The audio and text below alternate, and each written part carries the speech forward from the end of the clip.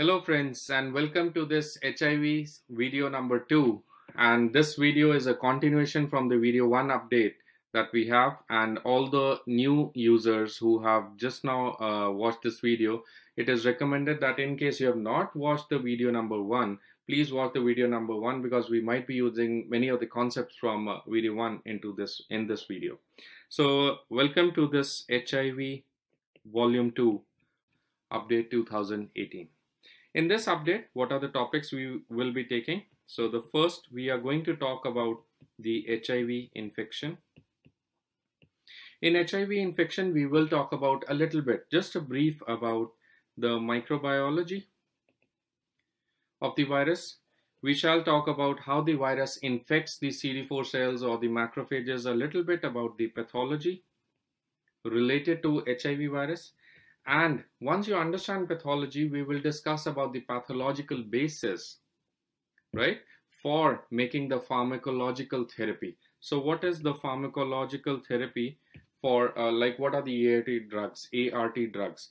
To make you understand the ART policy by the NACO, you need to understand which are the available drugs. To understand the available drugs, you need to understand how they act and where they act and what are the utilities. And once you understand how and where they act, I need to tell you that how the virus was there. So we'll build up a strong foundation on which we will build up the whole building of the NACO. The second topic we will discuss, and that is the core part of this module, is we are going to discuss about the ART regimes under the NACO program, or the National AIDS Control Organization program. Third is we will also talk about the ART drugs in special situations like pregnancy, or in case of child who is born to a HIV positive mother, or child exposed to HIV, or in certain situations like the patient has hepatitis, or the patient has tuberculosis, or any other big infections. And then we shall point number 4, we shall also talk about the immune reconstitution inflammatory syndrome, IRIS, or various toxicities related to the HIV drugs. And of course we shall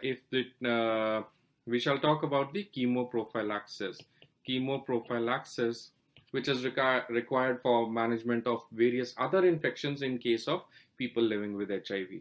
And what about the pre-exposure prophylaxis or the post-exposure? What does the NACO have to say on that? What is the recommended module? So all these I'll be talking is from a NACO update document released in October 2018. So let us start with the first topic, that is HIV infection. So please, what I have done, I'll just summarize. There is an outer envelope protein. Inside the envelope protein, you have antigen proteins. These are the GAG proteins, P24 and the P17 proteins. And